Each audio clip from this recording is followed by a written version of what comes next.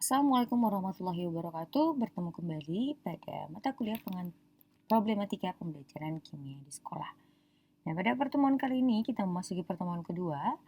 Pada pertemuan kedua ini kita akan membahas mengenai pengantar problematika pembelajaran kimia di sekolah. Baik, adapun yang menjadi tujuan pembelajaran kita pada pertemuan kali ini yaitu menjelaskan pengertian problematika pembelajaran, kemudian menjelaskan faktor internal penyebab problematika pembelajaran, serta menjelaskan faktor eksternal penyebab problematika pembelajaran. Mari kita bahas materinya. Pertama, mengenai pengertian. Kita tahu bahwa asal kata problematika itu berasal dari bahasa Inggris, yaitu berasal dari kata problematik, yang artinya adalah persoalan, ya, atau masalah. Menurut KBBI, ya, problem ya berasal dari kata problem. Di sini, problem itu artinya adalah sesuatu hal yang belum dapat dipecahkan atau yang menimbulkan masalah. Inilah dia asal kata dari problematika. Nah, sehingga jika kita ingin membuat pengertian problematika, ada beberapa pendapat ahli yang menurut Dimyati dan Sugiono, problematika pembelajaran adalah kesukaran atau hambatan yang menghalangi terjadinya belajar. Selanjutnya, kita bisa mendefinisikan problematika pembelajaran itu adalah kendala atau permasalahan dalam proses pembelajaran yang masih belum dapat dipecahkan, sehingga menghambat tercapainya tujuan pembelajaran. Seperti yang kita tahu, bahwa problematika itu adalah segala kendala ataupun masalah ataupun problem, sementara pembelajaran itu adalah proses kegiatan transfer ilmu, di mana di dalam proses pembelajaran itu terdapat tujuan pembelajaran. Nah, ketika ada problem, artinya ada masalah. Masalah tadi apa? Ya, menghambat yang namanya tujuan pembelajaran.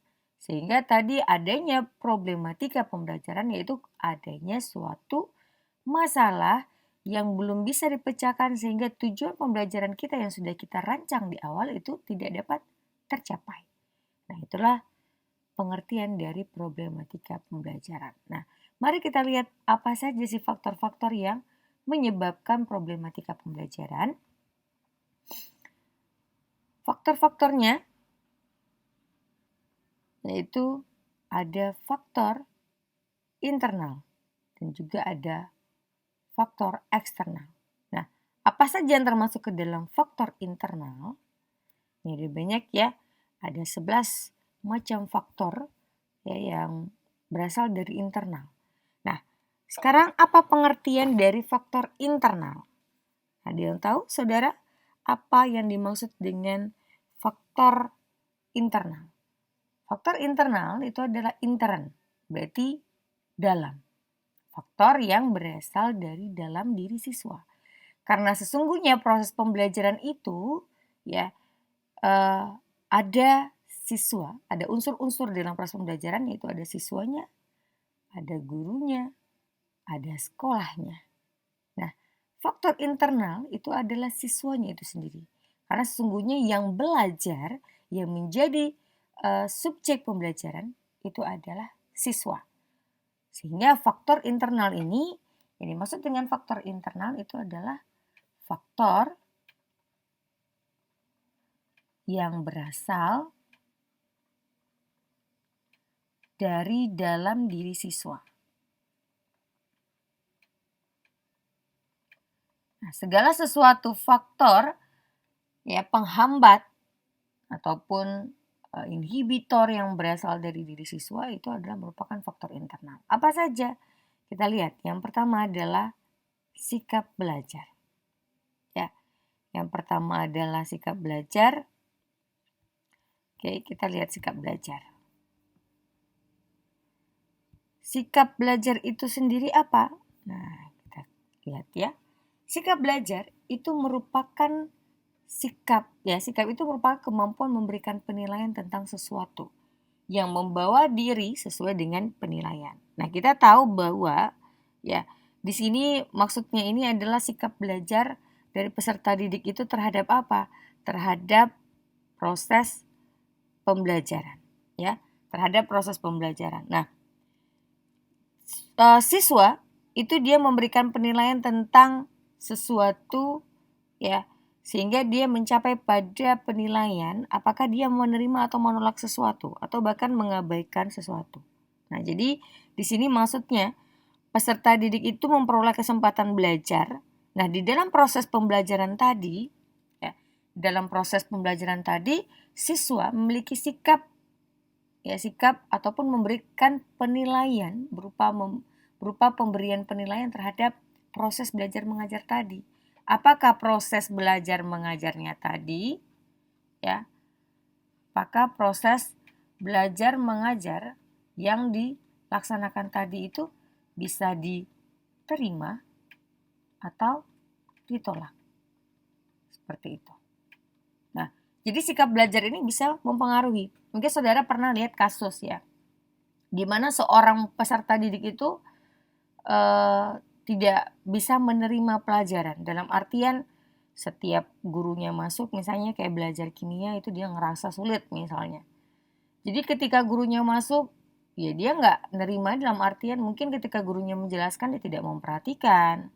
Kemudian ketika diberikan tugas dia tidak mengerjakan, seperti itu.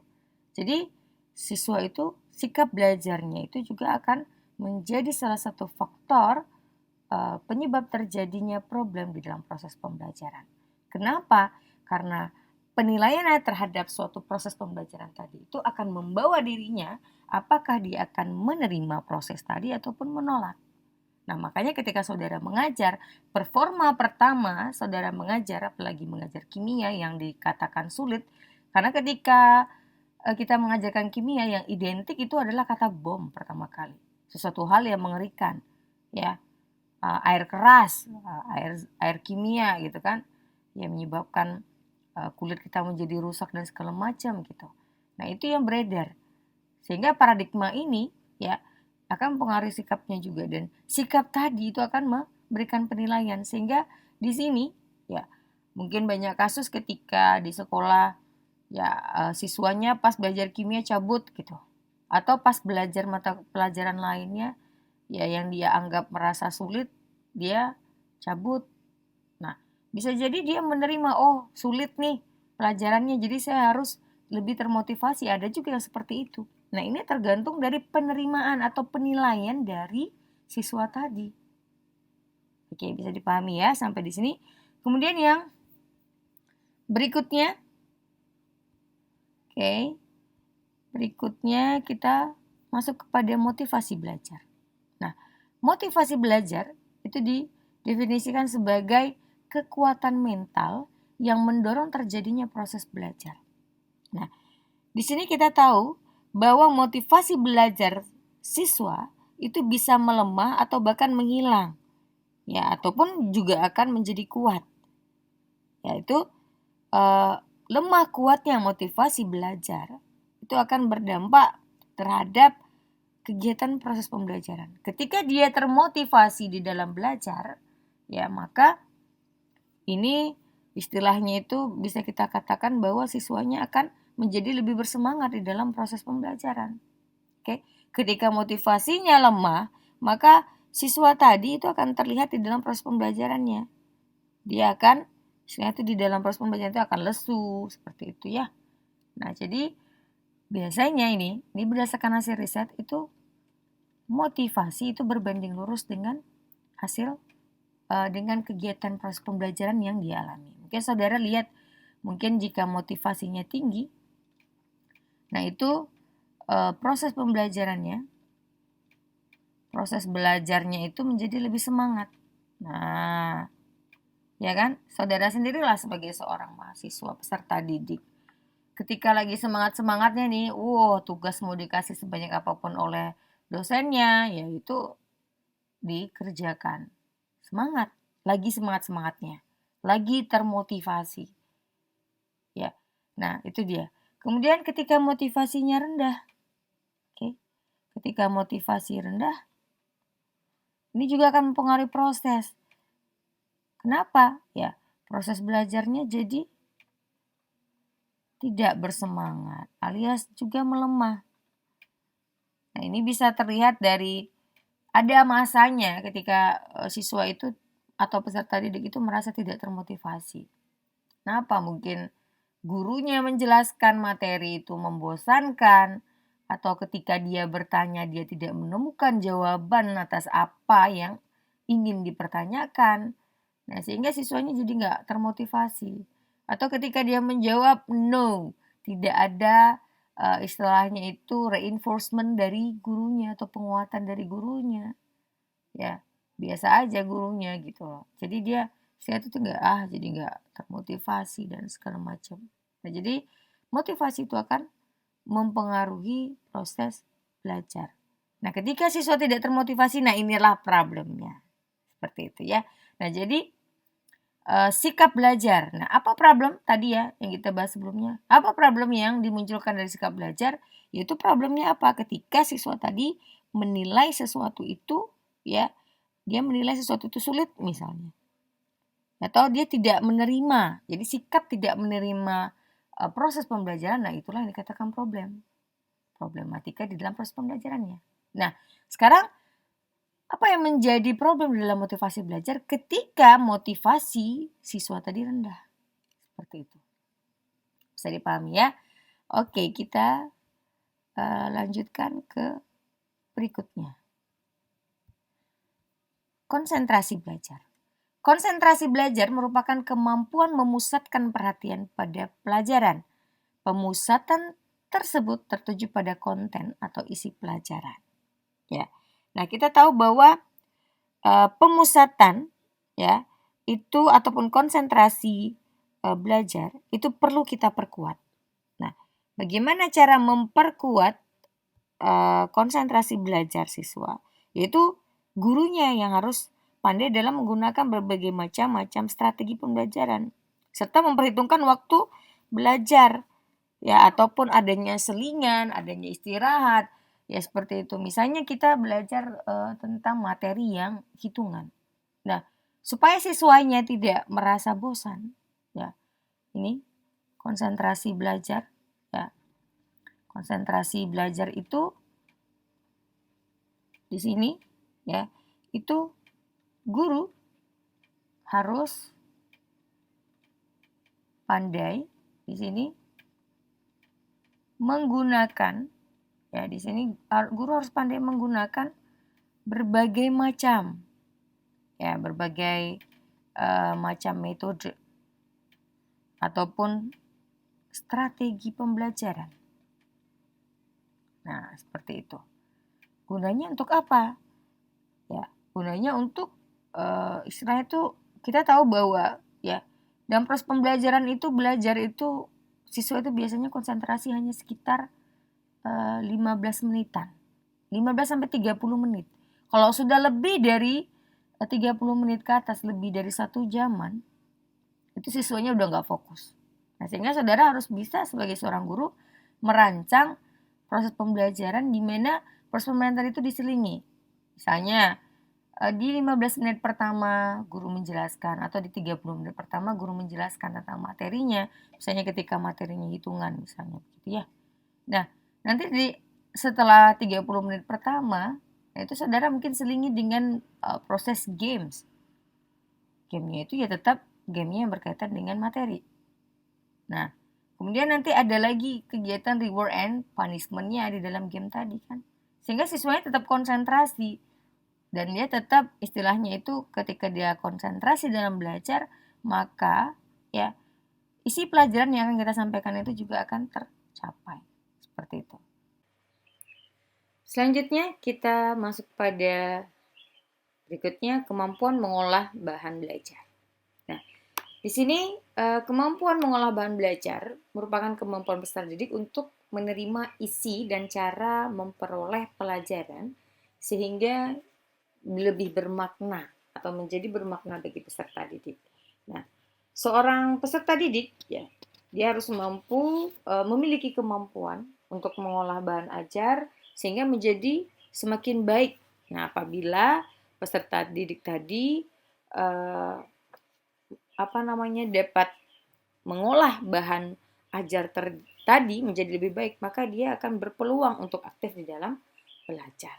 Nah, ketika kita membuat materi pelajaran tadi atau bahan ajar yang sulit untuk diolah oleh siswa kita, ya, maka siswa tadi akan menjadi pasif dalam proses pembelajaran. Nah, misalnya, tadi saya sudah ungkapkan bahwa saudara membuat bahan ajar, di mana di dalam bahan ajar tadi terdapat aktivitas siswa untuk games misalnya. Nah, di sana artinya apa? Nah, bahan ajar yang saudara buat tadi itu dapat diolah oleh siswa sehingga dia di dalam proses kegiatannya menjadi lebih aktif. Atau misalnya dalam mengolah bahan ajar tadi saudara membuatkan di sana adanya metode demonstrasi, misalnya kita praktikum begitu ya.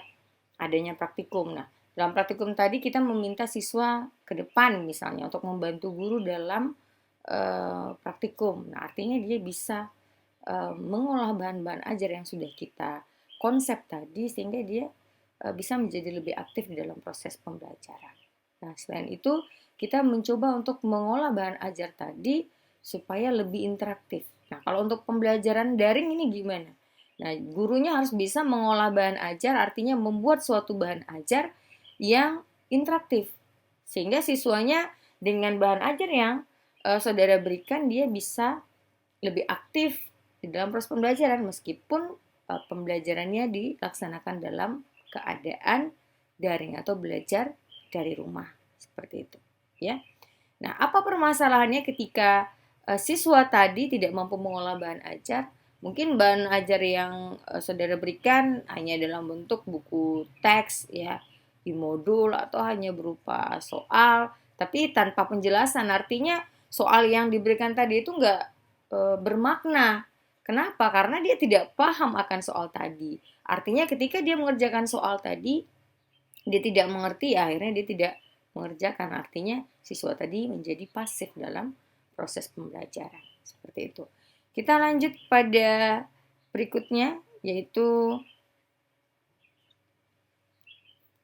rasa percaya diri. PD, ya.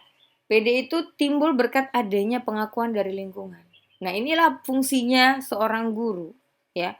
Seorang guru itu untuk istilahnya itu memberikan kepercayaan dalam bentuk penguatan kepada siswa tadi. Ya, misalnya ketika siswa menjawab soal, ya, kita berikan reinforcement berupa misalnya pemberian pujian seperti itu ya. Jadi di sini juga bisa kita berikan dalam bentuk penguatan yaitu reinforcement. Nah, penguatan kan ada secara verbal ya.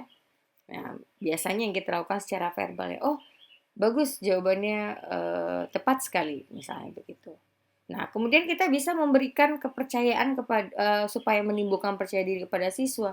Misalnya kita memberikan suatu project di dalam kelompok. Nah, tunjuk salah satu siswa sebagai ketua kelompoknya misalnya.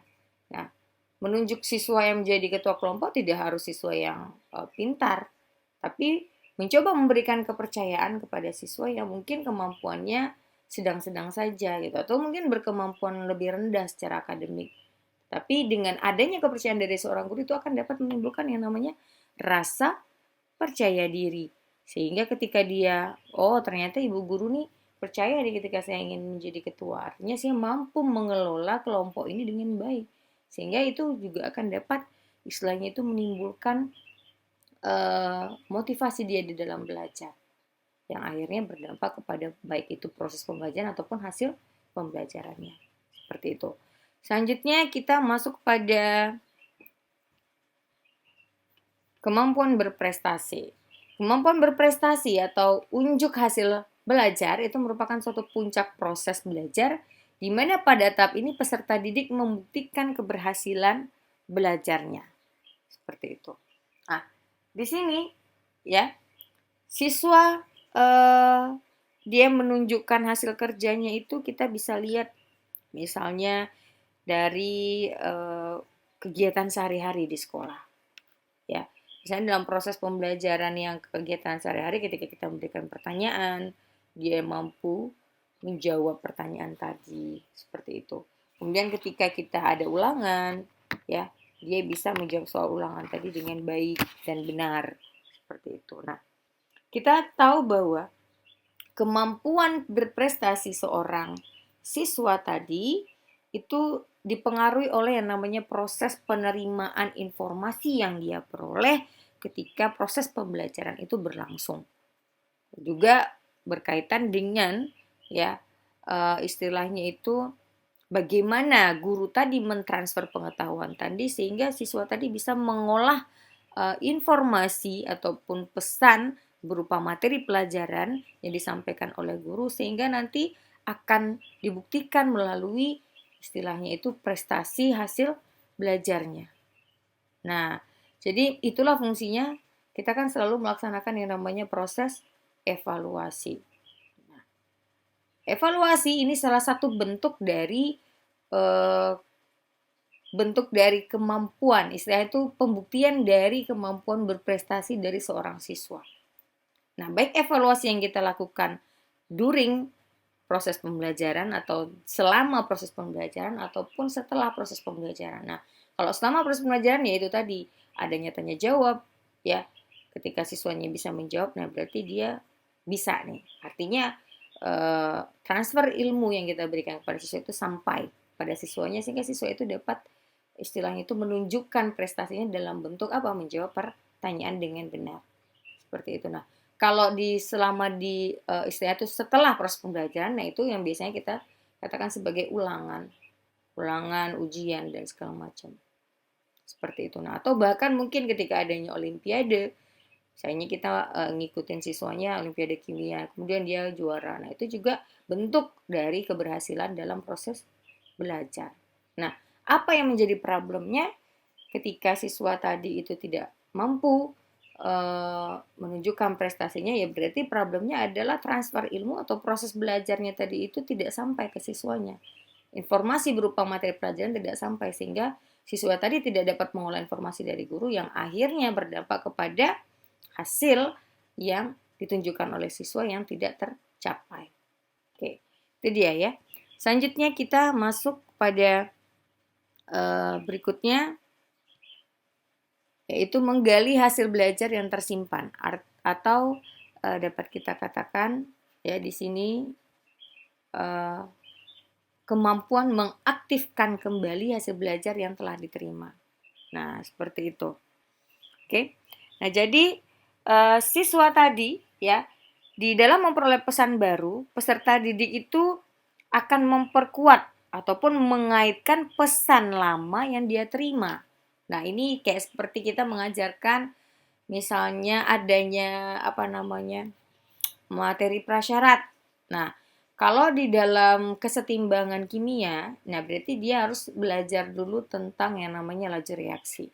Nah, artinya ketika nanti dia belajar tentang kesetimbangan kimia, maka dia kan tadi sudah mendapatkan informasi tentang laju reaksi.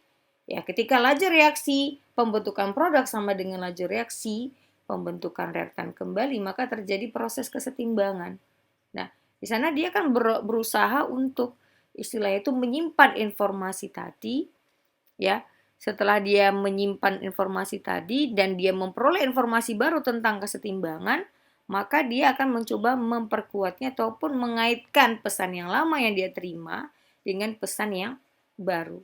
Nah, penggalian hasil belajar yang tersimpan itu ada hubungannya atau ada hubungannya ya dengan penyimpanan hasil belajar peserta didik. Pesan yang ada di memori peserta didik tadi itu pada pengalamannya sebelumnya. Nah, ketika tadi dia tidak dapat menyimpan informasi sebelumnya pada misalnya tadi adalah laju reaksi, maka ketika dia belajar menerima informasi baru tentang kesetimbangan kimia, ketika informasi yang dia peroleh tadi ya di dalam memorinya tadi itu lemah ya berarti nanti ketika di kesetimbangan kimia maka dia tidak dapat mengaitkan informasi tadi. Nah, itulah yang menjadi problem di dalam proses pembelajaran. Seperti itu. Nah, Makanya kenapa di setiap proses pembelajaran kita berusaha untuk menyajikan materi semenarik mungkin, ya, sehingga pembelajarannya itu bisa menjadi lebih bermakna, yang artinya nanti informasi yang dia simpan di dalam memorinya itu akan menjadi lebih kuat. Sehingga ketika kita menyajikan informasi yang baru, dia bisa mengaitkannya antara materi yang sebelumnya dengan materi yang dia baru peroleh. Seperti itu. Nah, itulah pentingnya ketika kita melakukan evaluasi untuk menunjukkan apa? Untuk menunjukkan tadi ketika hasil belajarnya sudah baik, nah berarti bisa dilanjutkan materinya seperti itu. Nah, kalau tidak itulah fungsinya adanya remedial kan. Oh, ternyata siswanya hasil belajarnya belum bagus pencapaian prestasinya sehingga apa? Sehingga ini akan menyebabkan memori yang tersimpan di dalam pikirannya itu menjadi tidak istilahnya itu tidak tersimpan dengan baik. Artinya kita harus mencoba memberikan lagi informasi tadi sehingga proses penyimpanan informasi di dalam pikirannya itu menjadi lebih kuat dan ketika dia mendapatkan informasi yang baru, dia dapat mengaitkannya dan menyimpannya kembali atau konstruksi pengetahuannya kembali di dalam pengetahuannya. Seperti itu di dalam memorinya. Oke, selanjutnya kita masuk pada retensi belajar. Nah, retensi belajar itu dengan menggali hasil belajar yang telah tersimpan itu sangat berkaitan erat. Nah, retensi belajar itu bagaimana cara siswa tadi menyimpan hasil belajarnya tadi, ya, atau isi pesan yang dia peroleh ketika dalam proses pembelajaran tadi di dalam memorinya. Nah, retensi belajar itu ada dalam waktu pendek ataupun dalam waktu lama. Seperti itu. Nah, ketika tadi ya, kan kita siswa ataupun mahasiswa deh saya contohin. Ketika saya menjelaskan sesuatu saat di kelas dia paham. Tapi setelah keluar kelas dia lupa. Nah, artinya itu retensi belajarnya itu rendah. Artinya pendek, waktu retensi belajarnya pendek. Kenapa? Memori yang disimpan tentang isi pelajaran ataupun isi pesan yang dia peroleh dalam proses pembelajaran tadi itu mudah hilang. Nah, itulah yang dikatakan sebagai waktu retensi belajar yang pendek. Kalau waktu retensi belajar yang lama, misalnya nih ketika saudara sekolah dulu waktu SD atau misalnya kayak sekarang kuliah, masih ingat tentang materi SMA-nya, artinya kan sudah lama tuh, udah bertahun-tahun tapi masih ingat. Artinya retensi belajarnya lama. Berarti proses pembelajarannya kemarin berhasil. Kenapa? Masih tersimpan erat di dalam otaknya dan dia dapat menuangkannya itu di dalam proses pembelajaran yang berkaitan dengan itu, seperti itu. Ya. Nah, itu dia. Nah, yang jadi problem adalah ketika retensi belajarnya itu pendek waktunya. Kenapa? Baru diajarkan di kelas dia dapat, setelah keluar kelas dia lupa. Atau ketika ulangan di minggu depannya atau besoknya dia nggak dapat jawab. Seperti itu. Itulah yang menjadi problem. Nah, nanti itulah yang menjadi PR saudara sebagai seorang guru untuk menyelesaikan berbagai macam permasalahan yang ada ataupun yang saudara temukan di sekolah dalam proses pembelajaran, khususnya pembelajaran kimia. Selanjutnya, intelijensi. Intelijensi itu merupakan kecakapan global atau rangkuman kecakapan untuk dapat bertindak secara terarah, berpikir secara baik, dan bergaul dengan lingkungan secara efisien. Nah, intelijensi itu berpengaruh. Kenapa? Ada siswa yang dia hanya dengan membaca saja, dia bisa menyimpan menyimpan materi yang dia baca tadi dalam otaknya. Nah, ada siswa yang ketika sudah dijelaskan, yang harus dijelaskan dulu baru dia bisa mengerti.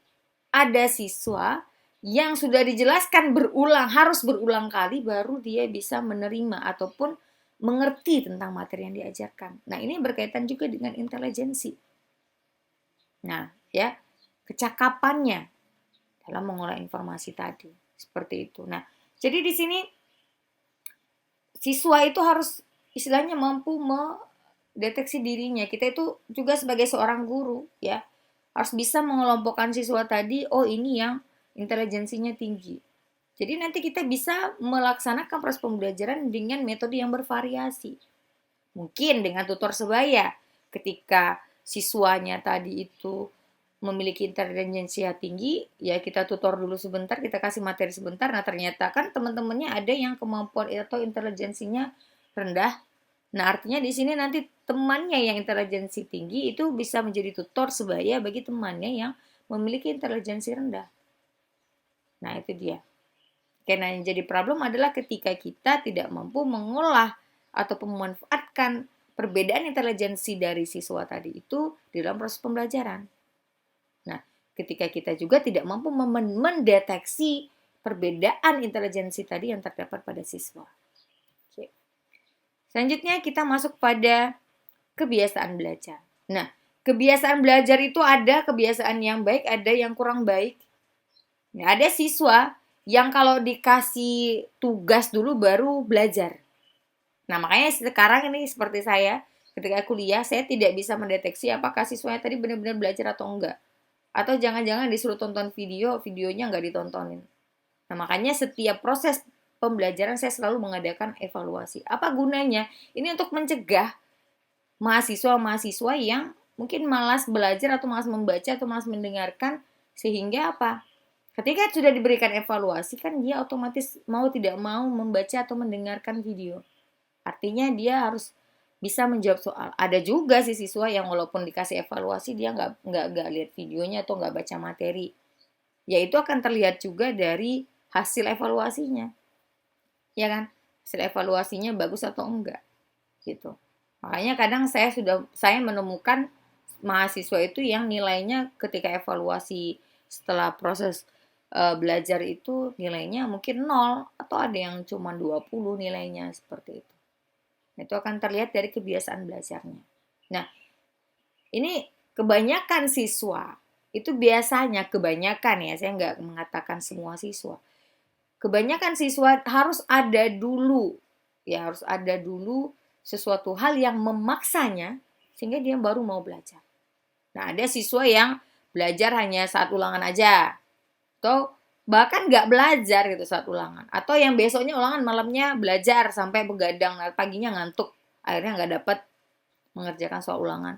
Ada yang seperti itu. Nah, kebiasaan buruk ya ataupun kebiasaan belajar yang kurang baik dari siswa inilah yang menjadi problem di dalam proses pembelajaran. Sehingga apa? Tujuan pembelajaran kita tidak akan tercapai. Seperti itu ya. Selanjutnya, terakhir adalah cita-cita siswa. Cita-cita itu harapan, keinginan dari peserta didik tadi untuk menentukan dia mau jadi apa sih di masa mendatang.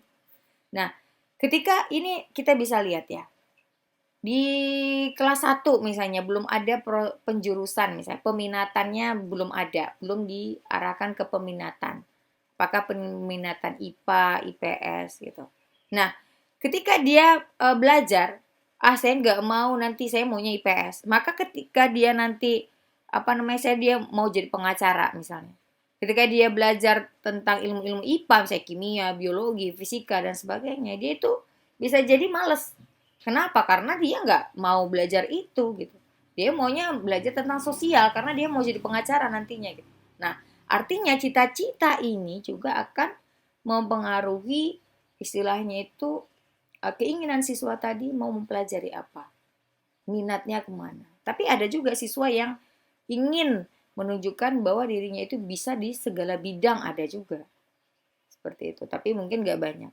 Jadi cita-cita siswa itu juga akan menjadi problem ketika ya proses pembelajaran itu dia tidak menginginkan misalnya belajar itu. Lah saya juga toh nantinya nggak mau jadi nggak mau jadi ilmuwan kok di bidang sains, tapi saya maunya di bidang sosial, sehingga menyebabkan problem di dalam proses pembelajaran. Kenapa? Untuk pelajaran IPA ya motivasi belajarnya jadi rendah seperti itu. Nah, ini juga merupakan salah satu problem internal yang berasal dari diri siswa. Nah, kita bahas selanjutnya yaitu mengenai faktor eksternal. Nah, faktor eksternal ini berarti faktor yang berasal dari luar. Nah, ada faktor guru. Faktor guru. Nah, guru ya itu adalah istilahnya bisa kita katakan sebagai orang yang menentukan kemana arahnya proses pembelajaran tadi. Ya, dia istilahnya itu yang mengatur kegiatan proses pembelajaran. Jadi guru itu harus profesional. Kenapa? Karena dia secara khusus disiapkan untuk mendidik anak-anak sekolah.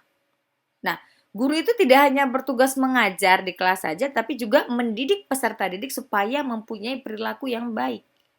Nah, sebagai pendidik itu guru harus memusatkan perhatian ya kepada kepribadian siswa. Misalnya yang berkaitan dengan sikap dia dengan teman-temannya, sikap dia dengan gurunya, ya seperti itu. Nah, guru juga istilahnya itu harus memiliki kompetensi, ya kompetensi yang berkaitan dengan proses pembelajaran. Nah, kalau untuk proses pendidikan, ya sebagai pendidik dia lebih memusatkan perhatiannya kepada pembentukan kepribadian siswa dan sikap siswa. Sementara di dalam proses pembelajaran, ya sebagai guru di dalam proses pembelajaran dia harus memiliki berbagai kompetensi tentang proses pembelajaran. Nah, apa saja kompetensi guru dalam pembelajaran? Yaitu yang pertama menguasai bahan ajar. Nah, kalau ngajar nggak menguasai bahan ajar, ya gimana caranya mentransfer ilmu, ya kan? Yang ngajarnya aja nggak paham, bagaimana yang diajar, seperti itu. Jadi kita harus bisa menguasai bahan ajar sebagai seorang guru, kemudian mengelola program pengajaran. Kita harus bisa mengelola program pengajaran. Nah, ini istilahnya itu kita kayak seperti membuat RPP dan segala macam, ya. Kita buat program semester, ya seperti itu. Dan selanjutnya mengelola kelas. Nah, jadi guru itu nggak hanya ngajar aja, siswanya ribut, dibiarkan. Tapi harus bisa mengelola kelas. Bagaimana ketika siswa ribut, bagaimana cara mengatasinya. Jadi kita bisa mengelola kelas kita sendiri. Nah, kalau misalnya siswanya rame, bagaimana cara mengatasinya. Itu harus dimiliki oleh guru. Selanjutnya menggunakan media dalam pembelajaran. Nah, seperti sekarang di masa pandemi. Saudara misalnya akan PPL dan segala macam. Nah, saudara harus mampu membuat ataupun menggunakan media yang sesuai dengan kondisi, ya. Janganlah saudara ngajarnya di masa pandemi nih, ngasih tugas istilahnya itu tugas baca, terus kasih soal. Udah jelas materinya kimia tentang hitungan, nggak dijelaskan. Bagaimana mungkin konsepnya tadi bisa sampai kepada siswanya, sementara dia belum punya pengalaman tentang materi itu. Nah, sehingga saudara harus bisa membuat media ataupun menyediakan, minimal menyediakan. Kalau saudara tidak bisa membuat, ya berarti minimal menyediakan media, setidaknya penjelasan tentang materi tadi.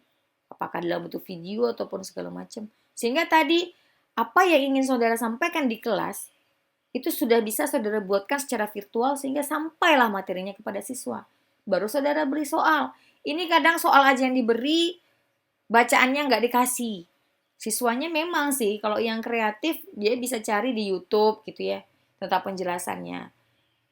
Bisa. Kalau misalnya yang nggak punya kuota atau yang bagaimana, yang nggak punya kuota atau sinyalnya hilang-hilang timbul di kampungnya, bagaimana gitu.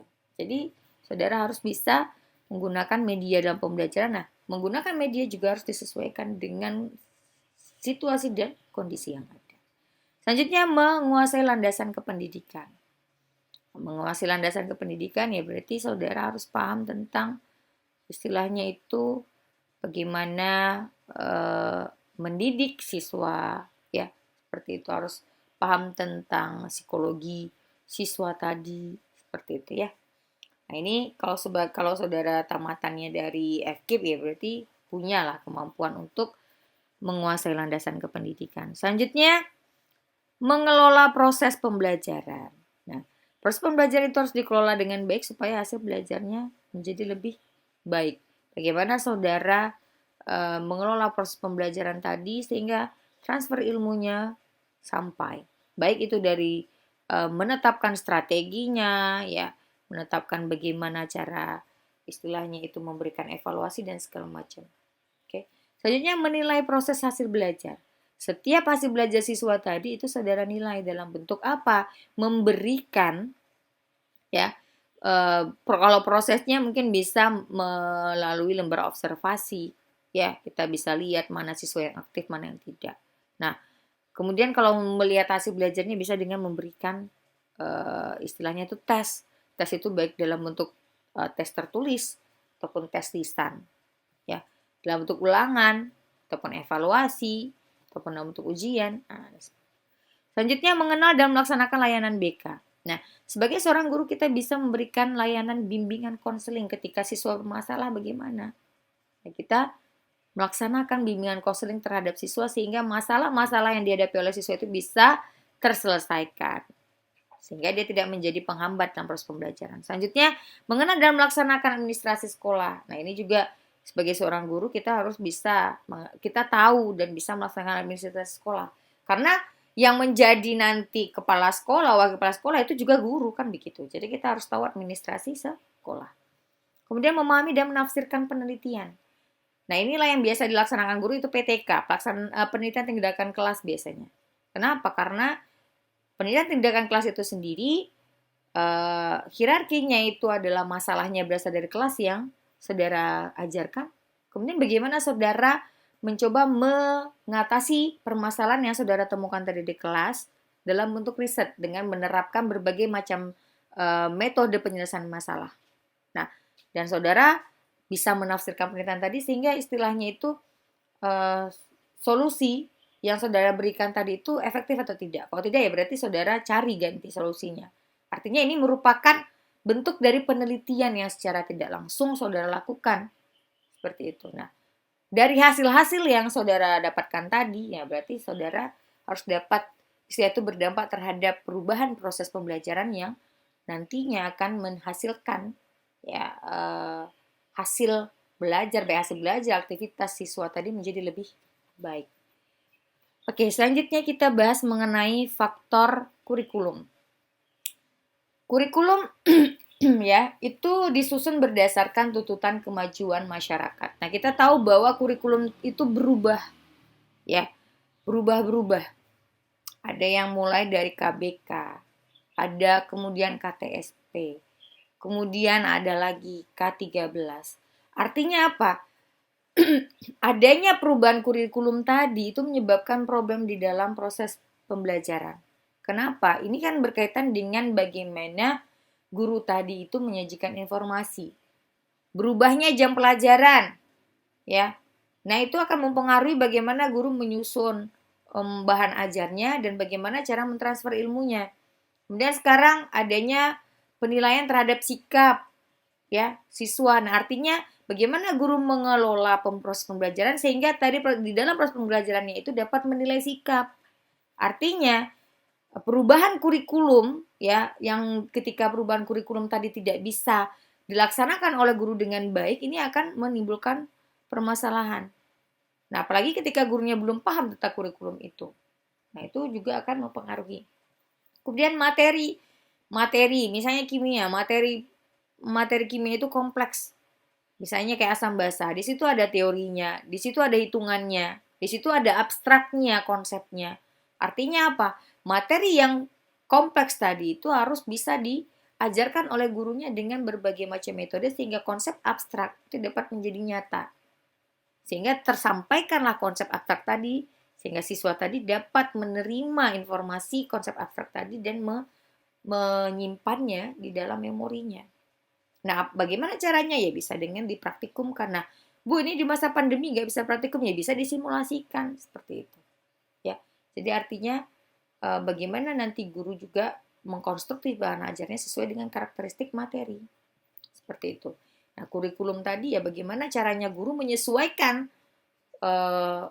bahan ajarnya dengan kurikulum yang tuntutan kurikulum tadi. Seperti itu. Selanjutnya kita bahas mengenai sarana dan prasarana. Lengkapnya sarana prasarana itu akan menentukan jaminan terselenggaranya proses belajar yang baik. Kita tahu kalau belajar kimia misalnya ya, itu belajar kimia kan butuh praktikum. Kalau nggak ada labornya gimana mau praktikum?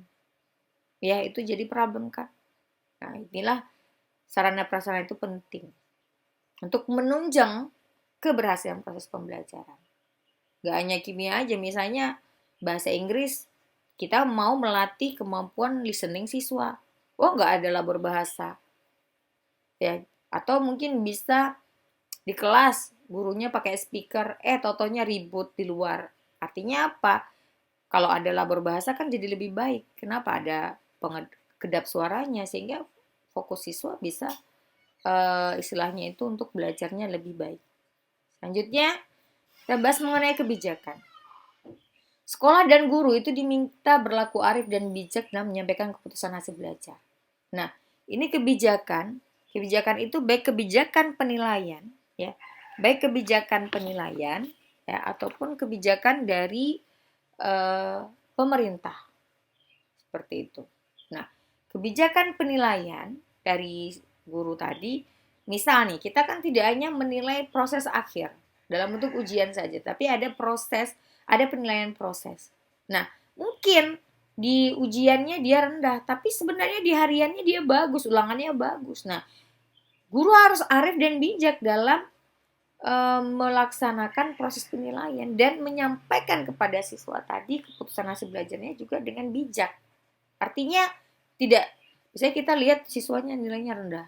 Oh kamu nih, nilai kamu rendah nih, gimana ini? Nah nggak boleh gitu, tapi disampaikan secara arif dan bijak. Nana, nilai kamu sepertinya belum mencukupi. Bagaimana kalau kita remedial lagi? Seperti itu. Jadi bijak menyampaikan hasil belajar. Jangan sampai apa yang saudara sampaikan tadi akan membuat siswa tadi menjadi down. Seperti itu ya. Selanjutnya yang terakhir adalah lingkungan. Dalam lingkungan sosial di sekolah itu ditemukan berbagai kedudukan dan peranan tertentu. Nah kita tahu bahwa di dalam lingkungan sosial itu di sekolah, ya terutama lingkungan sekolah, itu kan siswa ada OSIS, organisasi siswa.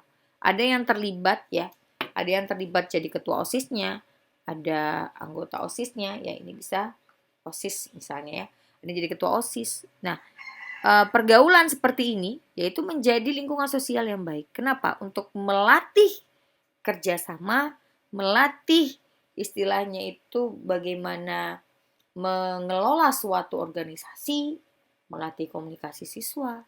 Nah, dalam lingkungan sosial di sekolah ini, inilah istilahnya itu melatih lebih kepada mendidiknya ke arah sikap. Nah, apa permasalahannya? Permasalahannya adalah ketika tadi organisasi siswa tadi itu tidak berjalan dengan baik. Artinya apa? Di sana adanya proses persaingan yang tidak sehat, seperti itu. Adanya konflik ataupun perkelahian dalam organisasi. Nah, ini yang menjadi masalah. Ya. Nah, jadi sebagai seorang guru, nah itu kan ada pembina OSISnya. Itu harus bisa mengidentifikasi hal-hal seperti ini. Nah, itu dia berbagai faktor eksternal dalam istilahnya itu yang mempengaruhi proses pembelajaran atau yang menjadi faktor penyebab problematika pembelajaran. Seperti itu, ya. Mungkin itu saja yang bisa saya sampaikan. Nanti ke depannya kita lebih kepada project. Jadi saudara bisa mengidentifikasi berbagai macam proses ataupun problem, faktor-faktor yang mempengaruhi problematika pembelajaran itu dari hasil-hasil riset. Baik itu dari jurnal nasional, jurnal internasional. Ataupun mungkin kita akan mengidentifikasi problemnya itu langsung ke lapangannya. Menemukan data sekunder yang langsung pada sumbernya. Seperti itu. Nah, itu saja yang bisa saya sampaikan untuk pertemuan kali ini. Saya akhiri dengan Assalamualaikum warahmatullahi wabarakatuh.